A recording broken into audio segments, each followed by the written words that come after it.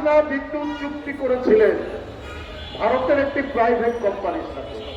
বাংলাদেশের সরকার ভারতের সরকারের সাথে করবে, সেটা না করে একটি প্রাইভেট কোম্পানির সাথে করলেন। এবং সারা পৃথিবীতে এইরকম চুক্তি হয়নি। সবচাইতে বেশি দাম দিয়ে প্রতিটি বিদ্যুৎ ইউনিটের সর্বোচ্চ দাম দিয়ে সেই বিদ্যুৎ চুক্তি শেখ হাসিনা করেছিল। ডক্টর ইউনূস সাহেবের সরকার সেই চুক্তি কিন্তু বাতিল করতে পারেনি, সেইভাবেই টাকা দিতে হচ্ছে। বাড়তি টাকা, জনগণের টাকা, জনগণের পরিশ্রম লব্ধ টাকা, এই টাকা দিতে হচ্ছে। বেসরকারি বিদ্যুৎ কেন্দ্রগুলি ওরা বিদ্যুৎ উৎপাদন না করলেও তাদেরকে ভাড়া দিতে হবে।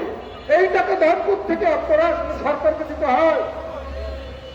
ওরা এত লাভসাহেব যে ওরা বিদ্যুৎ উৎপাদন না করলে ওদের ক্যাপাসিটি চার্জ দিতে হয়। আর এই নন এমপিভুক্ত শিক্ষকরা ফুটপাতে, রাস্তায় গড়াগড়ি দিচ্ছে, লুটোপুটি করছে। এদের জন্য সরকারের টাকা বের হয় না, এদের জন্য কোনো নীতিমালা তৈরি হয় না। অর্থ উপদেষ্টা সাহেব আপনাদের চিঠি রাখে, আপনি কেন জানি গরিব মানুষদের কষ্ট থাকেন না। এই সরকার তো জনগণের সরকার নয়, এই সরকার তো গরিব বান্ধব সরকার নয়, এই সরকার তো শিক্ষক, কৃষক, শ্রমিকের পক্ষের সরকার নয়। এই সরকার তো এমন একটি সরকার যারা যে মাথার মধ্যে তেল দেওয়া আছে সেই মাথার মধ্যেই তেল ঢালে। এইটা হতে পারে না, এইভাবে চলতে পারে না। অন্তর্বর্তীকালীন সরকার সব রাজনৈতিক দল সমর্থন দিয়েছে। সব রাজনৈতিক দল মনে করেছে এই সরকারের অধীনে একটা অবাধ সুষ্ঠু নির্বাচন সম্ভব। আমাদের সে বিশ্বাস এখনো আছে ডক্টর ইউনূস সাহেবের সরকারে।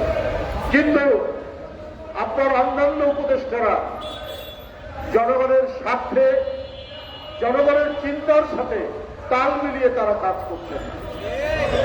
তারা অপাত্রে তেল ঢালছেন। যার মাথা শুকনো, যার মাথায় তেল পড়ে না সেই মাথায় তেল দেন না।